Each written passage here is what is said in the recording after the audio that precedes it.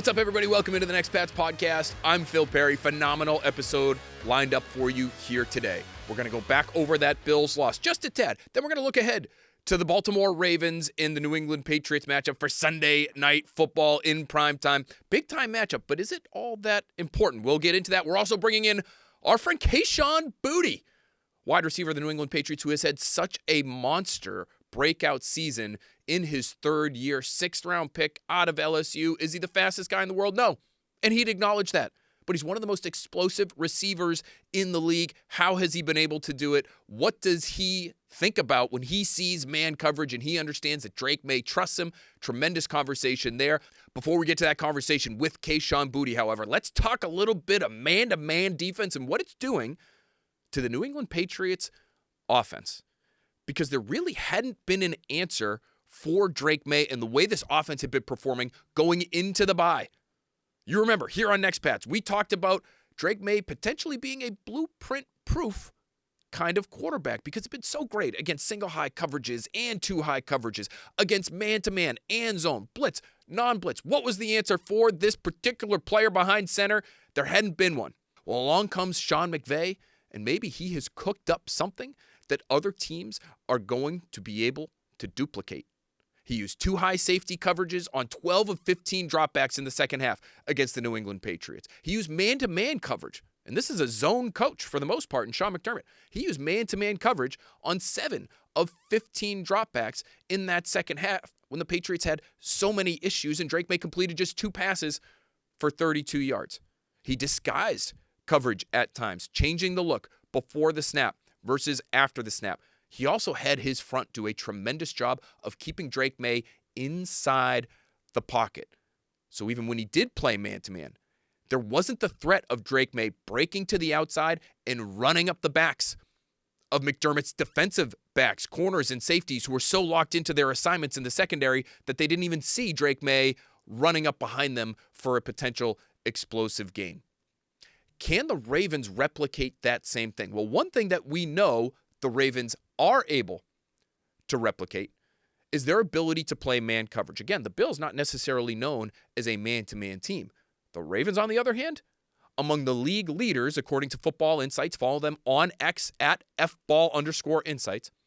They are among the league leaders in man-to-man coverage percentage in the 2025 season. So that part of the Bills' plan, that part of the quote-unquote blueprint, certainly something the Patriots should expect to see moving forward. I asked Drake Maye how he felt his offense has performed when they've seen man of late earlier this week.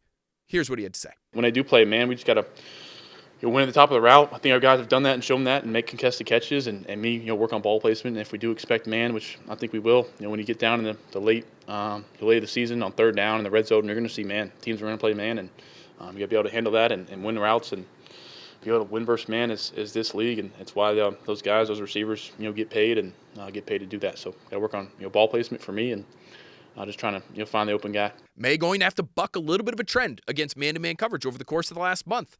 He's completing 56.3% of his passes against man, just 6.6 yards per attempt, and his quarterback rating is just 76.4 when facing man. This is over the course of the last 4 games, and that quarterback rating is 19th in the NFL when it comes to facing man-to-man coverage. Now, Drake Maye can't do it on his own. He needs his receivers' help. And are his receivers equipped to defeat man-to-man coverage on a consistent basis? You ask any wideout, they don't mind seeing man-to-man, right? That's simple, that's easy, that's mano a mano. And if they can beat their guy, and they all think they can, if they can beat their guy, they're going to be productive. But the Patriots just haven't been that for Maye in these situations of late. And let's look in particular at Maye's key target in critical situations, Stephon Diggs. Over the course of the last 4 weeks, when facing man, Diggs has run 23 routes. He has just 3 catches for 35 yards. So not exactly a consistent performer when facing man. Boy, is he tremendous in finding the soft spots in zone and understanding coverage and sitting down. He can do all the processing necessary when coverage is changing and when you're seeing mixed zones and different looks on a snap-to-snap basis. He can obviously handle that. That's maybe the strength of his game to this point. But when facing man, it just hasn't been there, especially of late. I asked Stephon Diggs what he thinks about when he sees man and how he feels they've performed against man of late. You're going to hear that answer right now. And then right after that, you're going to hear from Mac Hollins.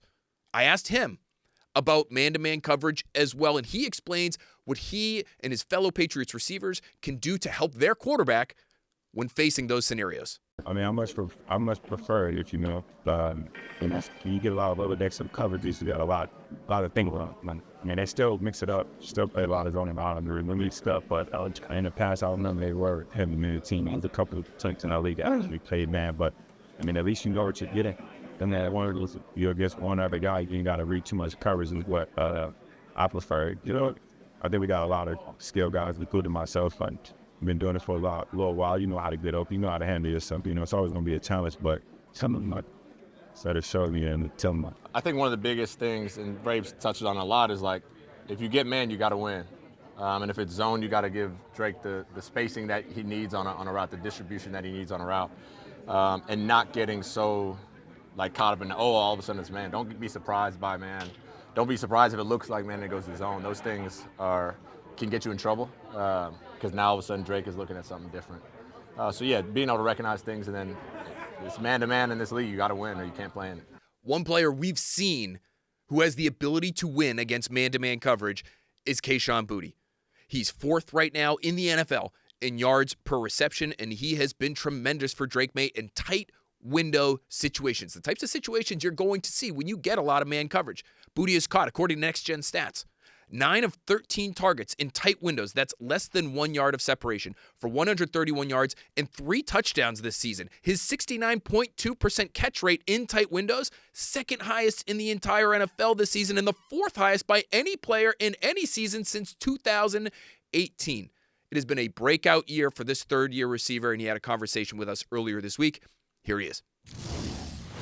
All right, here we are with Kayshon Boutte in the Patriots locker room ahead of Patriots Ravens. Kayshon, it's been a great season for you. You're in the top 5 when it comes to yards per catch in the NFL. I'm not sure how many people would have predicted that before the season began, but what does that mean to you to sort of be in that echelon of pass catcher this year in 2025? I would say I don't really look too much into the stats. I've seen it before, but I mean, I don't care about it. At the end of the day, I just go out and do what I'm supposed to do. Everything else will fall in the line. So I mentioned, you exceeding expectations. When did you feel like this had a chance to be a special year for you? Was it all the way back in the spring? Is it training camp? When did you know you were going to have a chance to really do some damage this year? I think it's all based about the work and the effort that you put in, So obviously, if I'm working behind the scenes, doing everything I'm supposed to do, then I'm always have that faith and that confidence in myself, though. So I'll say I've been new, honestly. What's that work like, especially when it comes to working with Drake? Because you have to have such great chemistry with Drake. We just mentioned some numbers where you're among the league leaders, again, when it comes to making catches in contested situations. So when there's very little separation, Drake still clearly trusts you enough to throw you the football, and you've really helped him out on the other end by making the best of those situations. So how does that happen, that chemistry that you have with your quarterback? I just say it come from making plays, honestly. I'm the kind of guy that I'll do things the way the quarterback want it. But at the end of the day, if, like he said, you throw the ball to him, you constantly make plays, it automatically builds confidence, You're not always going to create 5 yards of separation and stuff like that. We in the NFL, everybody good. But I think it's all about playing to your strengths, kind of knowing where you got advantages over other people. Some weeks you go against smaller corners, bigger corners got to be more physical. But I mean, at the end of the day, it's just me and him being on the same page, working together. Let's dig a little deeper into that, creating separation, because you've talked before about how you suffered a significant injury in college, and it maybe forced you to change a little bit in terms of how you play. And I've heard you say before, separation's not all about speed. So how do you create separation? What can you use? If it's not all about speed, what is it? I just say physicality and route running when it comes to most things, just knowing how to set a cornerback up the way you want to. So at the end of the day, you know where you're going, he don't. So, and even when the ball in the air, you know where the ball at, he don't. So I think it's just all about understanding the game and understanding different ways to make plays. Where does patience fall on that list? Because that's something where when we're watching you run your routes, might be a double move, and you're not rushing through it. You're able to sell that first move, whatever it is, and it helps you with the end result. Is patience something that you're thinking about, or is that just sort of something that comes naturally for you? I think when you're running double moves, you do want to be patient, you know. We always say don't get too horny. Run the first route first, you know. In order to make the double move work, you got to run the first route. So, and I think just as far as patience, too, you could also say at the catch point, too, over the shoulder, late hands. You know, the later the hands, the easier the catch going to be for you. Cornerbacks taught to play through the hands, so if they don't see no hands to play through, then it should be an easy completion. What goes through your mind when you see man-to-man coverage? This is something we've talked about a little bit this week. It felt like maybe the Bills showed you guys some man-to-man this past week. You had a tough second half. But in your mind, as a receiver, what's that mindset like when you know it's man-to-man and you have one guy to beat? I say shit, it's me versus you. I like me at the end of the day, all day, every day. Is there a more aggressive switch that gets flipped when you see man coverage? Or is it just, this is what I've been waiting for as a pass catcher, is my opportunity to beat this guy? I mean, it's not always going to be man every play, you know. Variety teams play mo zone and then man on third downs. But at the end of the day, it's still about getting open and catching the ball. Zone, depth, and spacing. And like I said, as far as man, is basically, me against you. I like me, so. One of the fun things about covering this receiver group this year is I know you guys have gotten really close, and it sounds like you've got some weekly meetings, some dinners on Thursdays. We'll have to ask you maybe later where you're going for dinner tonight. We're taping this on a Thursday.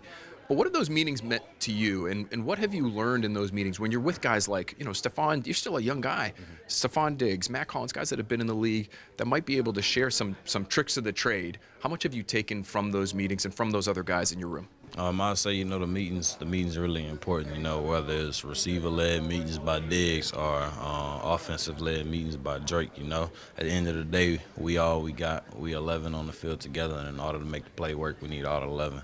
So I think with Drake, just making sure we all on the same page as him, like going back to what I said, just making your quarterback feel comfortable. If he could sit back there, play free, and do what he do, then we know we can do what we do too, so. And even though you're a younger guy, I know there are some younger receivers in this room that have learned things from you. I was talking to Kyle Williams the other day. He's talking about how Kayshon has taught him to be calm at the catch point. What does that mean? I say you want to be calm, but you also want to be aggressive. Like, it's a mixture of both, but I think it just depends on the situation. Just as far as over the shoulders, I think that's when you really want to be calm.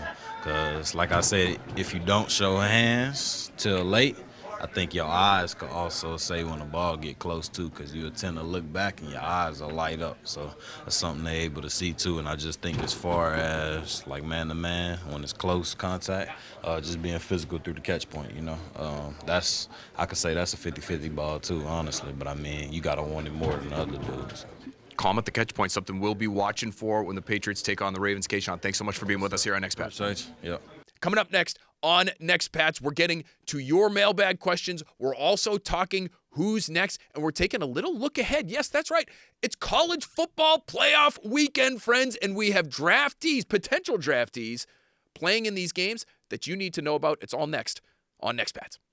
Welcome back to Next Pats. We're going to launch right into our Who's Next segment because we've got some college football playoff games to get into, friends, and we have some draft prospects who will be involved when you're watching college football this weekend that you need to know.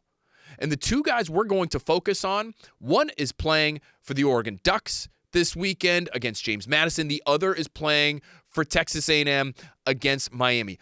Both defensive players, both will play on the defensive line coming up in 2026. Not a bad place for us to focus after the Buffalo Bills just ran wild against the New England Patriots. The Patriots have one of the worst run defenses in football over the course of the last few weeks, really since Week 9. The only run defense that has been worse than New England's, the New York Giants, who have been a historically bad run defense the entirety of this season. So, not a bad place to add if you're looking for talent this coming offseason. The name we'll start with is with Oregon, Amari Washington. And this guy is a behemoth. 6'3", 338 pounds, and yet ended up as the number 4 overall player on our friend Bruce Feldman's Freaks list. Get a load of some of these numbers, guys. Not only is he 6'3", 338, right then and there, those guys don't grow on trees. But the athleticism and the explosiveness packaged in that frame. He apparently, according to Feldman, hit almost 21 miles per hour on the GPS while at Oregon. Drake Maye just almost hit 21 miles an hour when he was making that lead block for Travion Henderson. Travion Henderson hit 21 miles an hour. Imagine someone who weighs 338 pounds hitting those types of top-end speeds. And it's not just that. He's got a vertical leap of 36 inches. And I know what you might be thinking. Okay, how does this translate onto the field? Perry, does this actually matter? When you can get that type of explosiveness and that type of athleticism, those movement skills, into a 6'3", 338 package that could make Amari Washington, depending on how things go during the college football playoff, during the lead up to the draft, some of the athletic testing there and the measurables we'll see there, could make him a first-round pick. According to Dane Brugler of The Athletic, he's Brugler's number 30 overall player on his most recent top 50, and you can understand why. Now, is he the most consistent player in the world? Does he play a little high at times? Yes and yes. This is his first year as a starter at Oregon. They've had some great defensive tackles there over the last few years. But those physical traits, you're not going to find them very frequently on this planet, at least. And so Mike Vrabel, Elliott Wolf, Ryan Cowden, John Stryker, if you're looking for that run plugger in the middle, somebody who is explosive enough to maybe even make an impact in the passing game as well, Amari Washington, not a bad option. All right, now let's get to our Aggie, Cassius Howell of Texas A&M, SEC Defensive Player of the Year, the first player at Texas A&M to have 11.5 sacks in one season since Myles Garrett. Not bad company right there. One of the best players in college football. Now, he is not a top 10 rated player, really anywhere. He might not even be a top 20 rated player when we get to the draft in the spring. Dane Brugler, for example, has him as his 35th player on his top 50. You might be sitting there saying, why? If he's the best defensive player in the SEC, what's going on there? Well, he's 6'2", 250 pounds, and his arm length. Stop me if you've heard this before. His arm length might be an issue. Obviously, it was an issue for Will Campbell, but not so much so that he wasn't taken in the top 5. The Patriots grabbed him at number 4, and it seems like it's been a good selection. Cassius Howell's arms apparently are going to measure shorter than 31 inches, which is very short for someone to play on the edge. Can he get away with it, though? He's gotten away with it in the best conference in college football. Is his quickness going to be enough? Is his explosiveness, his flexibility off the edge, all these things that he possesses that allow him to get after opposing quarterbacks, can they work at the next level with that kind of length or lack thereof? We'll see, and it might be what makes him a second-round pick versus a first-round pick. But the reason I'm mentioning him here is because for the New England Patriots, size isn't typically the biggest factor. No pun intended. Mike Vrabel has Harold Landry playing all kinds of snaps on the edge, around the same size as Cassius Howell. He has Kayvon Chaisson, who's certainly not a Myles Garrett clone, playing all kinds of snaps opposite Landry. They seem to value explosiveness, twitch, the ability to fly up the field and disrupt passers with speed and athleticism and quickness off the line rather than your prototypical size and strength base, quote-unquote, edge defender, right? It's one of the reasons why Anthony Jennings, although he is still with the team and he is still playing, though not a ton defensively, it's one of the reasons why he almost ended up off the team before the season even began. He's just not quite the same kind of scheme fit as somebody like a Landry, for example. So whether it's late in the first round where it looks like the Patriots will be picking or somewhere in the second round, might they be interested in Cassius Howell? Sure, why not? Again, let's see how the pre-draft process plays out. Let's see how the college football playoff games play out. But if he can give them that twitch that they love off the edge, he might be able to play for Mike Vrabel. All right, it's time to open up some of your mail, and we got a bunch of questions about the Patriots' defense this week. Not surprisingly, after what happened against the Bills last weekend. So we have Anita Lynn, who asks, why do the Patriots do more zone coverage when they have the players to play man-to-man coverage? And that was followed up by Quig, who says, radical thought. Could we get 2 first-round picks for Christian Gonzalez? He's a man corner. If Vrabel prefers zone, trade him for draft capital. Now, the numbers here are interesting, and I understand people aren't seeing as much man-to-man from the Patriots as maybe they're used to. But the Patriots are still among the league leaders in using man-to-man coverage, especially over the course of the last 6 weeks. Let's use some data from Football Insights again. And in the last 6 weeks, the Patriots have used 31% man coverage. That's actually 7th highest in the NFL this season. And over the course of the season, they've used 28% man coverage. That, of course, would correlate to 72% zone. You're just used to seeing the Patriots play more man-to-man under Bill Belichick, even under Drake Maye, who obviously was running the same sort of scheme. It's a different scheme here now in New England, but they're still relying on man-to-man coverage. And it makes sense. They do have the personnel to play man. And maybe you're right, Anita. They have the personnel to play more man coverage than we're seeing. Maybe you feel as though they should be 2 or 3 in the NFL, maybe even at the top of the list in terms of the rate at which they use man coverage. And they're just not there yet. Let's see how it plays out, especially this weekend against the Baltimore Ravens, good team, especially in the postseason. How frequently are they willing to play what Vrabel calls cat coverage? You take this cat, I'll take that cat.